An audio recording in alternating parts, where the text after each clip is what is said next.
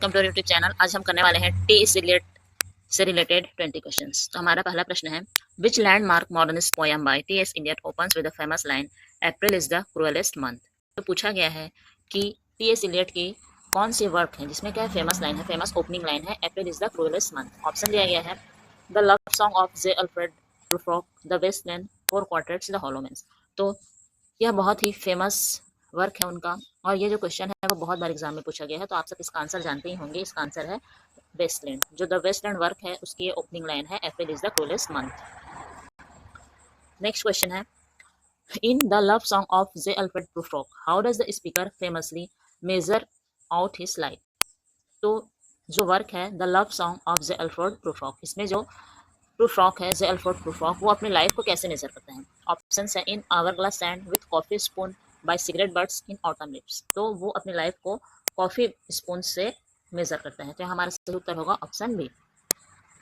अगला प्रश्न है, which of Eliot's work is a verse drama depicting the 1170 assassination of archbishop Thomas Becket. तो जो Thomas Beckett का मार्टरडम है उससे रिलेटेड कौन सा वर्क है यहाँ पर।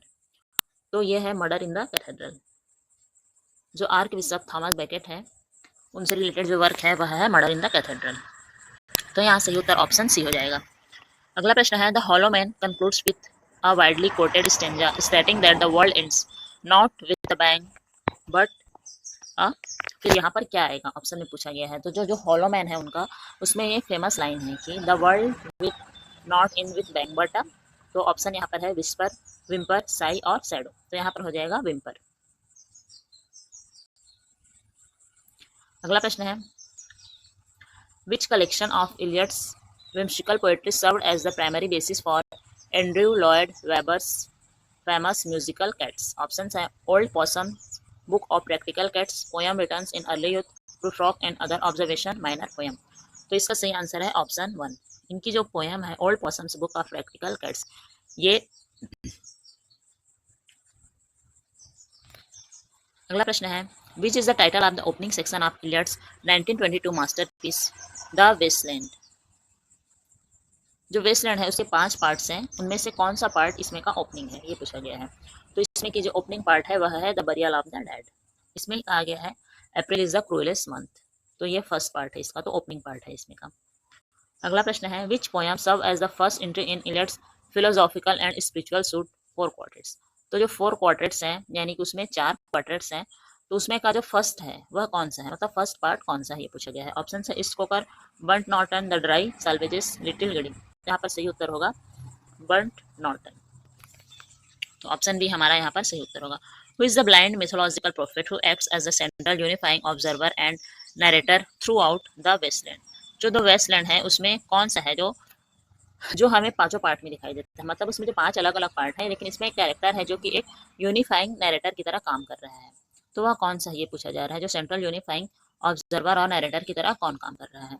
ऑप्शन है टायरेसियस, ऑडिपस, फ्लेबस, फर्डिनैंड। तो यहाँ पर सही उत्तर होगा टायरेसियस। टायरेसियस है वह एक सेंट्रल यूनिफाइंग कैरेक्टर की तरह काम करता है। अगला प्रश्न है, in which fellow poet did Eliot dedicated the waste land hailing him as Il Miglior Fabbro, the better craftsman। तो जो वेस्टलैंड को इलियट ने किन्हें डेडिकेट किया है, तो इजरा पाउंड को उन्होंने डेडिकेट किया है बेटर क्राफ्ट्समैन बोल के।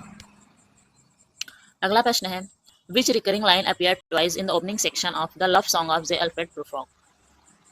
कौन सी लाइन है जो 2 बार अपीयर हुई है, ये पूछा जा रहा है। Appear twice in the opening section. In the room the woman come and go talking of Michelangelo. तो ये जो लाइन है यह 2 बार रिपीट हुई है, तो इसका सही उत्तर होगा option 1। In the room the woman come and go talking of Michelangelo. अगला प्रश्न है, who is the central subject of the brief 4th section of waste land title death by water. तो जो 4th सेक्शन है डेथ बाय वाटर, उसमें का central subject क्या है, ये पूछा जा रहा है। तो इसमें का सेंट्रल सब्जेक्ट है फ्लेबस एंड फोनिशियन। इसके बारे में इस पोयम में बात की गई है, तो ये इसका सेंट्रल सब्जेक्ट है। अगला प्रश्न है, published in 1930, which poem heavily reflects Eliot's 1927 conversion to Anglicanism and uses the structural metaphor of a winding staircase। तो कौन सी पोएम है जो 1930 में पब्लिश हुई थी और ये उनकी कन्वर्जन को रिफ्लेक्ट करती है। ऑप्शन है एस वेडनेसडे, गेरोनशन, मैरिना एनिमोला। तो इसका सही उत्तर है ऑप्शन 1 एस वेडनेसडे। जो एस वेडनेसडे है उन्हें हम उनकी कन्वर्जन पोएम के रूप में भी देखते हैं, तो जो एस वेडनेसडे है वह इसका सही उत्तर होगा। अगला प्रश्न है, in the love song of J Alfred Prufrock the ageing speaker self consciously ask him if he should part his hair behind and wonder do I dare to eat a. Options हैं pear, plum, apple, peach. तो यहाँ पर होगा peach, सही उत्तर है peach. अगला है the opening line time present and time past are both perhaps present in time future belongs to which part of fourth quarters. तो ये जो लाइन है time present and time past, तो ये कौन से पार्ट में है फोर क्वार्टर्स का, ये पूछा गया है। ऑप्शन से little Gidding, East Coker, Burnt Norton, the dry Salvages. तो ये जो लाइन है हमारी time present and time past, ये बर्ट नॉर्टन वाले पार्ट में प्रेजेंट है। अगला प्रश्न है, what recurring Sanskrit formal benediction concludes the final line of the waste land. तो जो वेस्टलैंड की फाइनल लाइन है वो संस्कृत लाइन है, वो कौन सी लाइन है पूछा गया है। ऑप्शन है ओम मणि पद्मे हम, शांति शांति शांति, दत्ता दयाधम दमयंता, नमस्ते नमस्ते। तो यहाँ पर सही उत्तर है शांति शांति शांति। वैसे तो ये जो पोएम है उसमें दत्ता दयाधम दमयंता का भी प्रयोग किया गया है, लेकिन अगर कंक्लूडिंग लाइन की बात करें तो कंक्लूडिंग लाइन में शांति शांति का प्रयोग किया गया है। अगला है, in T Eliot's drama murder in the cathedral how many tempters appear to offer spiritual and political compromises to Thomas Becket. तो इसमें पूछा गया है कि उन्हें कितने टाइप का प्रलोभन मिलता है थॉमस बेकेट को। तो उन्हें ऑप्शन है 3, 4, 5, 7। तो उन्हें 4 टाइप्स के टेम्पटेशन मिलते हैं, 4 टाइप के प्रलोभन मिलते हैं।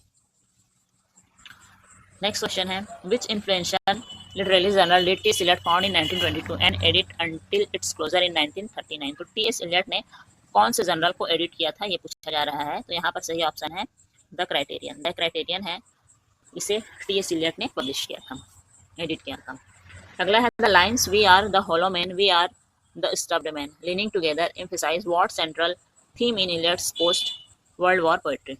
ऑप्शन है industrial prosperity, spiritual emptiness and paralysis, romantic fulfilment या पॉलिटिकल रिवॉल्यूशन।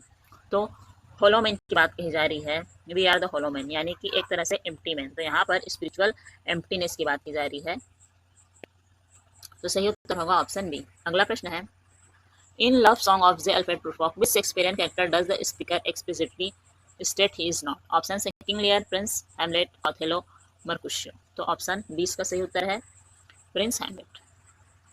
अगला है, in the waste land which character from Shakespeare's the Tempest is alluded to by madam Sosostris which states those are pearls that were his eyes. Option है Prospero brothers, the king of Naples, Caliban, Ferdinand. जिसका सही उत्तर है the king of Naples, Alonzo.